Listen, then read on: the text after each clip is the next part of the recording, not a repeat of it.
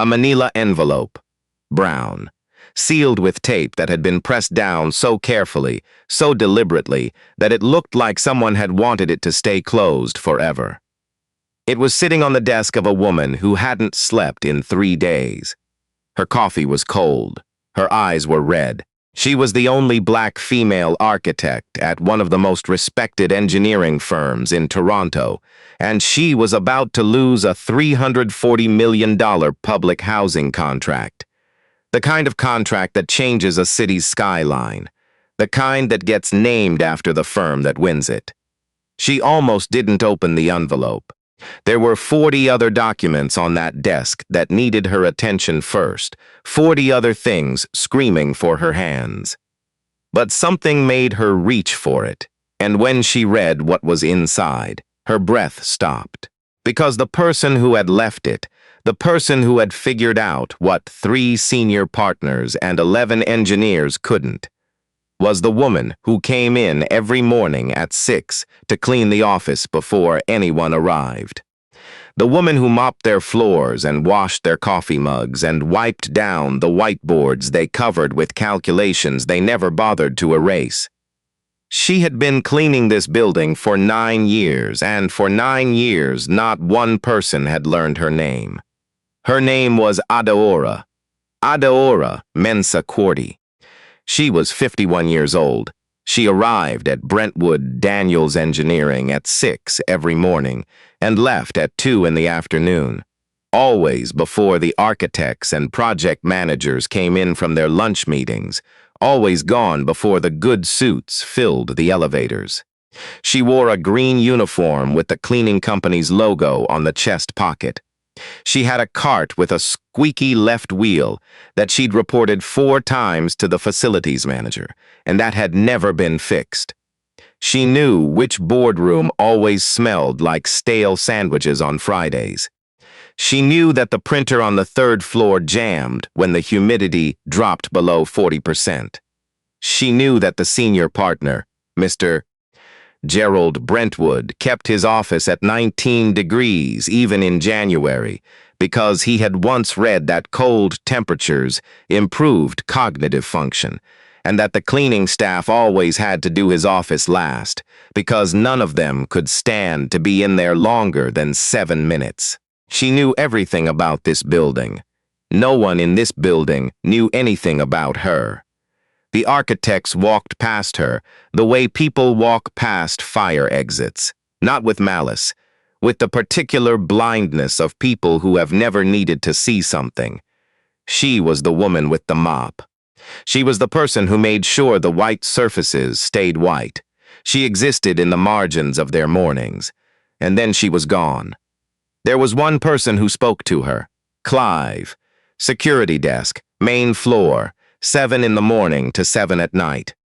He was 63, Jamaican-born, had a thermos that smelled like nutmeg and rum cake and a crossword puzzle he never finished because he always wanted to talk instead. "Morning, Professor," he'd say when Adaora came through the lobby doors. He'd started calling her that in her first week. She had been waiting for the elevator, reading a copy of a structural engineering journal she'd found left on a lobby bench, and he'd looked over and said, "You reading that for pleasure?" And she'd said, "Is there another reason?" And he'd laughed so hard he'd spilled his thermos. And after that, she was the professor. "Morning, Clive. What's the building like today?" "3rd floor printer is going to jam by 10. And someone left a compass and ruler on the boardroom table. Senior architects can't find north without their equipment." Adaora smiled, small, measured. She pressed the elevator button and disappeared into the building. And every morning, Clive watched her go, and every morning he wondered the same thing he had wondered for 9 years. Who was this woman? Really? Because cleaners don't read structural engineering journals. Cleaners don't pause in front of the project boards to study load calculations with an expression that has nothing to do with curiosity and everything to do with recognition. And cleaners don't leave a light pencil correction in the margin of a material specification sheet so fine that no one notices it. A correction that happens to prevent what would have been a $200,000 error in the concrete mix ratio. But Adora did. Quietly. Precisely. Every day. And no one ever asked why. There was one office she always cleaned last. One room she approached differently than all the others. Slower. More careful. As if the air in there required something different from her. The corner office on the 4th floor. West side. The one with the view of Lake Ontario on clear days and fog on most others.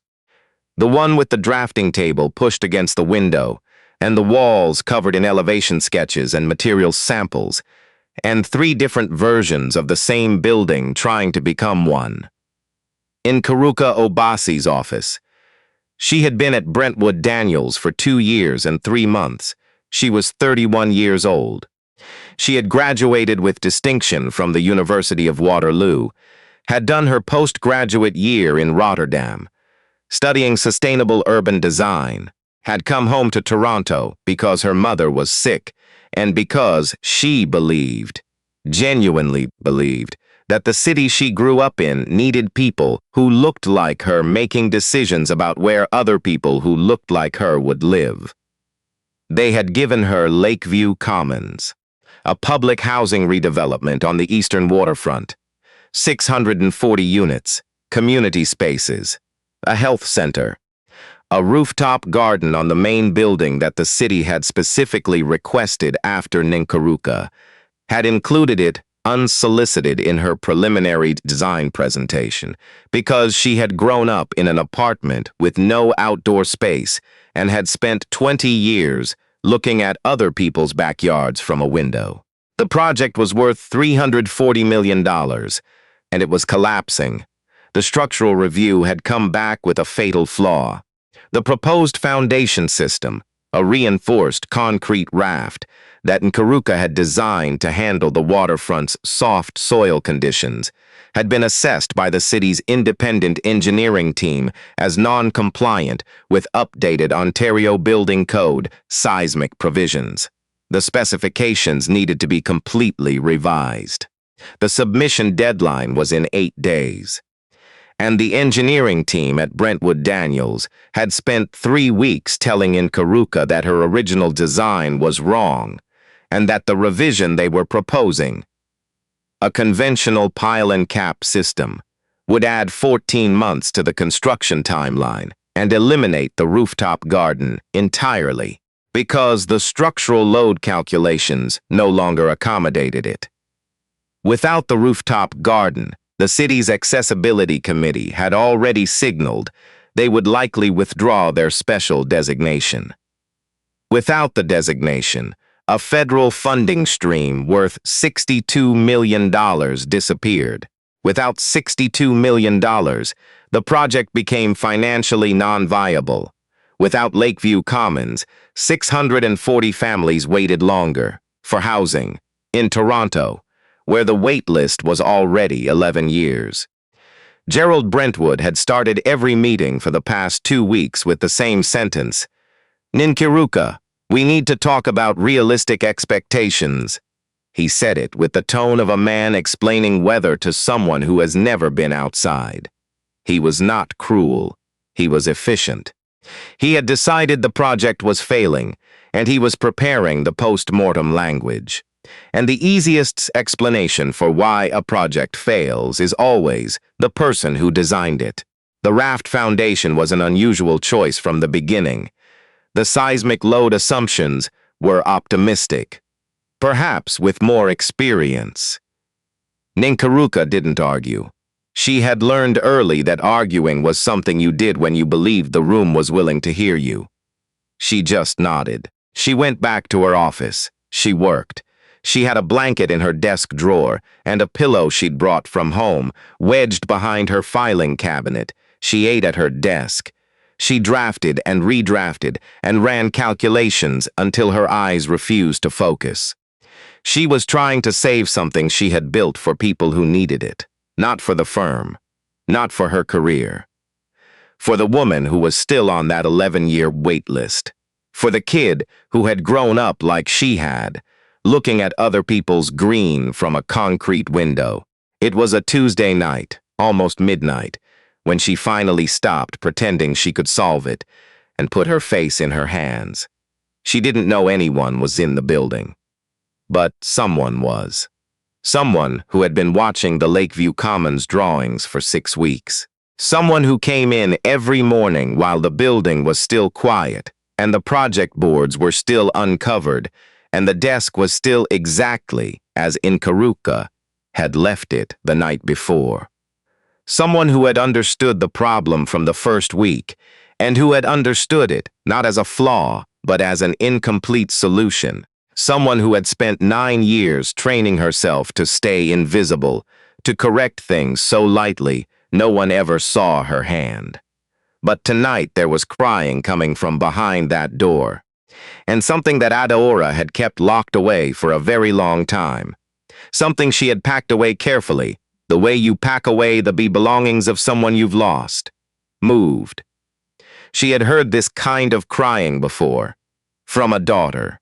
From herself. She stood in the 4th-floor hallway, with her cart and its squeaky wheel, and her mop and her green uniform. And she stood very still, and she made a decision. Adaora Mensah-Quartey had not always pushed a cleaning cart. She had a degree in civil engineering from the University of Cape Coast in Ghana. She had completed her professional accreditation through the Ghana Institution of Engineering in 2001. By 2007, she was a senior structural engineer at ADOM Infrastructure Group, the largest independent engineering firm in Accra. She had worked on bridges, on flood management systems, on low-cost housing projects for communities that the government had stopped looking at. She had spent 15 years becoming someone her professors called meticulous, someone her colleagues called the compass, because she always found true north in a problem, even when the problem was buried under 40 other problems. She had come to Canada in 2014. Her daughter Isi had been accepted to McMaster. Her husband Kofi, not the Kofi in any other story, her Kofi, who had taught mathematics at a secondary school in Accra for 22 years, and who made groundnut soup every Sunday, and who laughed at his own jokes before he finished telling them. Kofi had been diagnosed with a heart condition that the doctors in Accra said required a procedure that could be done in Canada, could be done more safely, more completely. They came with their savings, they came with their credentials, they came with the belief, the reasonable, documented, thoroughly researched belief, that Canada had a foreign credential recognition process. It did. It also had a waiting list, a long one, a complicated one that required references from Canadian employers, which required Canadian work experience, which required Canadian employers, which required Canadian work experience. Adaora spent 2 years in the system. She took the technical exams. She passed them all. She submitted her documentation 4 times to Professional Engineers Ontario. Each time, something else was required, a supervisor's letter from a Canadian firm, a peer assessment from a Canadian professional, things that assumed she had already arrived before she had been allowed to arrive. Kofi had his procedure. It went well. He recovered. He found work as a supply teacher. He was happy. He was genuinely, relentlessly happy in a way that Adaora sometimes found harder to be around than she expected, because his happiness asked nothing of the world that the world hadn't already given him back. Adaora stopped filing with PEO, not because she gave up, because Isi was in her 2nd year and tuition was due, and Kofi's medication was expensive, and the cleaning company paid weekly, and the cleaning company did not require Canadian work experience. She told herself it was temporary. 9 years is a long time to call something temporary. She cleaned. And every morning, because she arrived before anyone else, and because the office was empty, and because no one was watching, she looked at the work. She read the drawings. She followed the project boards through their evolutions, watched designs become more complicated, and then sometimes, quietly, become less good. She understood what she was looking at. She could not stop understanding it. It was like having ears in a room full of music and being asked not to listen. The Lakeview Commons drawings had gone up on Nkaruka's board in January. Adaora had been reading them for 6 weeks. She had seen the seismic problem immediately. Seen it and seen, simultaneously, the solution. The raft foundation was not wrong. It was incomplete. The original calculations had not accounted for a secondary reinforcement method, a hybrid approach using stone column ground improvement beneath the raft perimeter. That was established practice in Nordic countries for exactly this soil classification. It was not standard in Canadian practice. It was not in the OBC commentary, but it was in the technical literature. It was in a paper published by the Norwegian Geotechnical Institute in 2019 that Adaora had read on her phone on the subway last winter, because it was about soft soil conditions, and she read things like that on the subway because she was still, underneath everything, an engineer. The hybrid approach would satisfy the seismic provisions. It would not add 14 months to the timeline. It would not eliminate the rooftop garden. It would require a specialized contractor, one currently operating in Canada. She had checked for a light rail project in Vancouver. She had known this for 6 weeks, and she had said nothing, because the last time Adaora Mensahquarty had submitted a technical solution in a professional context, she had submitted it through the PEO process, and the response had been another letter asking for another document she did not have. She had learned, slowly and completely, that the system had a place for people like her, and that place did not involve submitting structural engineering solutions. It involved making sure the waste baskets were empty by 7:30. She stood in the hallway. She listened to Nkaruka crying on the other side of the door, the quiet kind. The kind that is not asking for anything because it has stopped believing anything is coming. Adaora thought of AC, who was now a pharmacist, who called every Sunday, who said, "Mama, you should go back to PEO. Things have changed. There's a new pathway." Adaora always said she would think about it. She had been thinking about it for 4 years. She looked at her cart, at the mop, at the logo on her chest. She thought of the 640 families. She thought of the rooftop garden. She reached into the cart for the notepad she used for cleaning supply inventory. She tore out a clean page. She borrowed a pen from the cup on the nearest desk. She did not write everything. She could not write everything on one page. But she wrote enough. She wrote the name of the technique and the NGI paper reference, and the name of the Vancouver contractor, and 3 lines of the critical calculation pathway, the one that would tell any engineer reading it exactly where to look and how to look. She folded the page once. She walked to Nkaruka's office. Nkaruka was asleep at her desk, her head on her arms, her laptop still open, a half-eaten granola bar next to her mouse.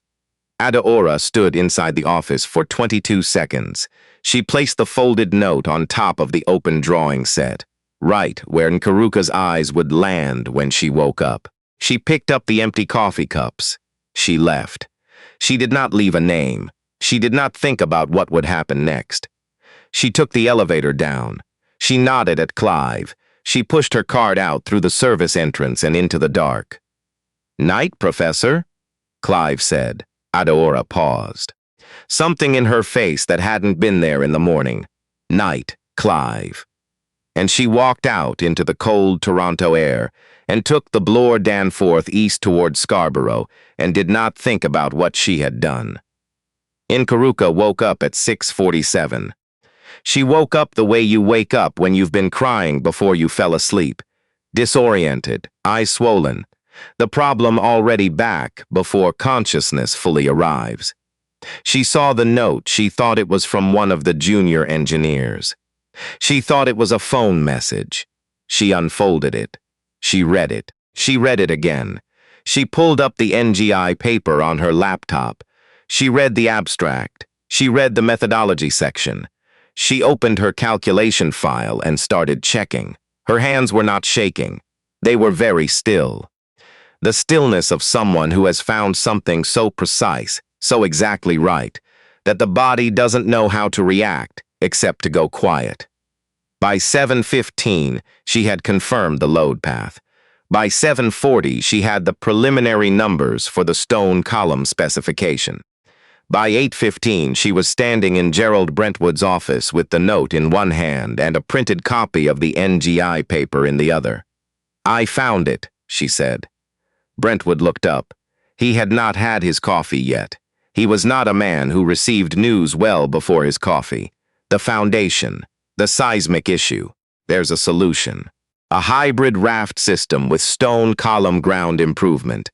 It's in the Norwegian literature. It's used for exactly this soil type. There's a contractor already in Canada doing this work.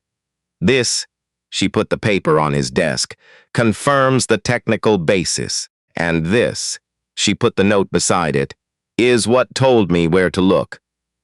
Brentwood looked at the note, looked at the handwriting, looked at the 3 lines of calculation that were, he could see even before his coffee, structurally coherent. Where did this come from? I don't know. It was on my desk this morning. He picked it up, turned it over, blank on the back. The notepad paper had a small printed header, Facility Maintenance Log, Brentwood Daniels Engineering. He set it down. Get the engineering team in the boardroom now. By 9:30, 7 engineers were around the table. The NGI paper was projected on the screen. The preliminary calculations were on the whiteboard. The mood had shifted from the slow defeat of the previous 3 weeks into something different, the particular electricity of a room that has just been handed away out. The calculations were sound. The approach was valid. The Vancouver contractor, Ninkaruka, had called them at 8:55, was available, and had done this exact application twice in the past 4 years. The seismic provisions would be met. The timeline would hold. The rooftop garden stayed, but Gerald Brentwood was not looking at the whiteboard. He was sitting at the head of the table, turning the notepad page over and over in his fingers.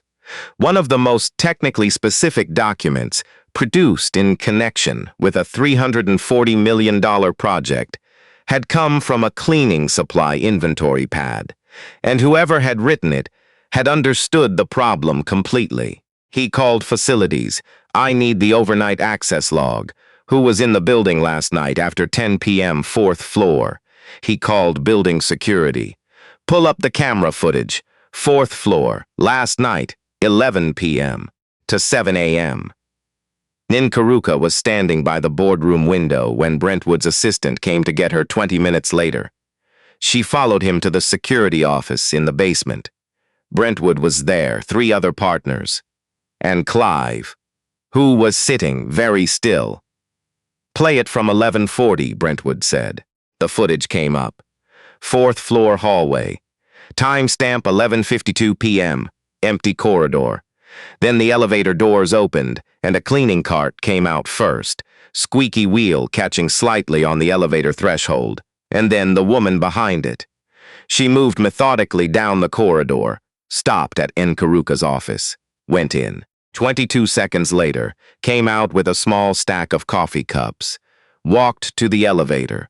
Brentwood pointed at the screen. Who is that? Clive had known this was coming since the moment he saw them all walk into the security office. That's Adaora, he said. Adaora Mensa Quarti, morning cleaning crew. Been here 9 years. How does a cleaner know structural engineering calculations for a soft soil foundation system? Clive looked at him. I don't know. How long have you been walking past her? Brentwood's assistant was already on a laptop. She typed the name, added engineer, added Ghana. She pressed enter. She went quiet. She turned the screen toward Brentwood.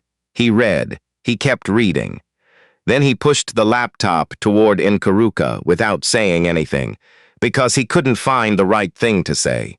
Nkaruka read, the University of Cape Coast degree, the 15 years at Adam Infrastructure Group, the projects, the bridge across the Pra River that was still standing and had been commended for its flood resilience 3 years running, the community housing schemes outside Kumasi, the PEO application history, accessible through a professional engineering licensing database that cross-referenced with immigration records in a particular way that Brentwood's assistant knew how to navigate.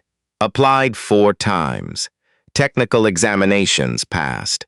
Application not completed due to. The entry used a bureaucratic phrase that meant no Canadian employer would give her a reference because she had no Canadian employer. 9 years. On the morning cleaning crew. Nkaruka looked up. She was not crying. She was past crying. She was in the place that comes after, where the feeling is so large it becomes very flat and very clear. Where is she right now? Her shift ended at 2, Clive said. She'll be home. Does anyone have her number? Clive did. Nkaruka called from the boardroom. Adaora picked up on the 3rd ring. Mensa Quarti. My name is Nkaruka Obasi.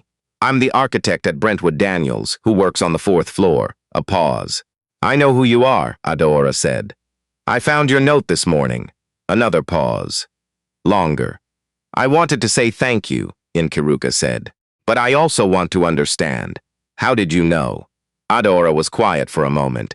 Then she said, because it's the same problem we had in Accra in 2009. Different soil profiles, same principle. The NGI method was the only thing that worked. Nkaruka closed her eyes. Can I ask you something else? Yes. Why didn't you say anything sooner? The silence that followed was not empty. It was full of 9 years of a very specific kind of answer. I wasn't sure it was my place, Adaora said finally. The next morning, Adaora came in at 6 as always. The lobby was quiet. Clive was at his desk with his thermos. He looked at her differently. Not with pity. She would not have accepted pity. With something more careful. More like the look you give someone when you realize you have been standing next to something important for a long time without understanding what it was. Morning, Professor, he said. Morning, Clive. She pressed the elevator button. They want to talk to you, he said. Brentwood's team. They asked me to tell you when you came in. Boardroom 4:08 a.m. Adaora looked at the elevator doors. I know, she said. She cleaned her usual floors first. She was not going to leave them undone. She finished her route. She changed out of her uniform in the bathroom on the 2nd floor into the plain gray blazer and dark trousers she had brought in her bag because Essie had called the night before and said, Mama, bring something to wear, just in case. She pulled her locks back. She looked at herself in the mirror for exactly as long as it took to straighten the blazer. Then she took the elevator to the 4th floor boardroom. The partners were all there. 7 of them. Nkaruka was there. The junior engineers who had been working on Lakeview Commons. The room was glass-walled, the Toronto waterfront gray, and still in the early morning light, the lake somewhere beyond the construction cranes and the half-built towers. Adaora walked in. She sat in the chair they offered her. She sat the way a person sits when they have not sat in this kind of chair for 9 years and are not going to let that show. Gerald Brentwood folded his hands on the table. Miss Mensa Quarti, we owe you an explanation. And probably an apology. You don't owe me an apology, Mr. Brentwood, Adaora said. You didn't know who I was. Most people don't look at who's cleaning their office. That's exactly the problem. She waited. We looked at your credentials last night, your PEO file, your project history. He paused. You passed every technical examination they gave you. Yes, you were held up on employer references. Yes, for 9 years. Adaora looked at him steadily. Yes. The room was quiet. One of the junior engineers, a young man who had been at the firm for 8 months, looked like he was trying to remember how to breathe. Brentwood leaned forward. "We would like to offer you a position as a consulting structural engineer on Lakeview Commons for the remainder of the project, with full professional compensation, and we would like, with your permission, to serve as the employer reference for your PEO application." "The position would be," Adora said carefully, "under my own name. My own professional assessment, entirely, not credited to someone else after the fact." Brentwood met her eyes. "Your name on the engineering report, your methodology, your solution." Adora looked at the waterfront, at the cranes, at the place where, in 18 months, if everything held, 640 families would have somewhere to live. "I'll need a proper desk," she said. "And access to the full drawing set?" "Of course. And the squeaky wheel on my old cart needs to be fixed. For whoever takes over the cleaning." Someone in the room made a sound. It might have been a laugh. Ninkiruka pressed her hand to her mouth. The Lakeview Commons submission went in with 4 days to spare. The revised foundation system was approved by the city's engineering review team in 2 weeks. The accessibility designation was confirmed. The federal funding was secured. The rooftop garden stayed. Adaora was not at the approval meeting. She was at her new desk on the 3rd floor, a real desk, with a drafting light and a monitor and a view of the parking structure across the street, which was not the view of Lake Ontario from the 4th floor but was hers. And she had put a small framed photograph of Kofi next to the monitor. The one from the Sunday in Accra when he'd made groundnut soup and laughed at his own joke and spilled some on his shirt, and had not cared at all. She was reading the NGI paper again, not for Lakeview Commons. For the next thing, her PEO application was refiled. Brentwood Daniels submitted the employer reference that same week. Nkaruka wrote a supporting letter that was 4 pages long, and that cited, specifically and by calculation reference, what Adaora had identified in 6 weeks that 11 engineers had not seen in 3 months. 6 months later, Adaora Mensah Cordy became a licensed professional engineer in the province of Ontario. EC called when the letter arrived. Adaora was on the subway, coming home from work. She answered and EC said, "Mama?" And Adaora said, "Yes." And EC said, "Did it come?" And Adaora said, "It came." And EC made a sound on the phone that was not quite crying and not quite laughing, and was exactly the sound Kofi made when he was happy, and trying not to show it. Adaora sat on the eastbound train with the letter in her bag, and the city moving past the windows, and thought about the note she had left on Nkaruka's desk. She thought about the 6 weeks she had spent knowing the answer and saying nothing. She thought about Kofi, who had never once told her to stop filing with PEO, who had only ever said, "You know what you know, Adaora. The world will catch up." She thought about EC on her first day at McMaster, standing at the door of her residence room, with a duffel bag over each shoulder, turning back to look at her parents with an expression that was half terrified and half already somewhere Adaora couldn't follow. She thought about the rooftop garden, about the 640 families, about the children who would grow things up there, tomatoes maybe, or peppers, and who would have no idea that the calculation that made it structurally possible had been worked out, partly, in a notebook that was supposed to be for cleaning supply inventory. At her stop, she got off the train. She walked the 4 blocks home in the February cold. She unlocked the door. Kofi was in the kitchen. Groundnut soup, Sunday tradition, that had somehow become a Thursday tradition, and then an every time something good happens tradition. He looked up when she came in, and he read it on her face, before she said a word, the way he had always been able to read it. And he crossed the kitchen and held her in the kind of hug that means nothing needs to be said. and she let him.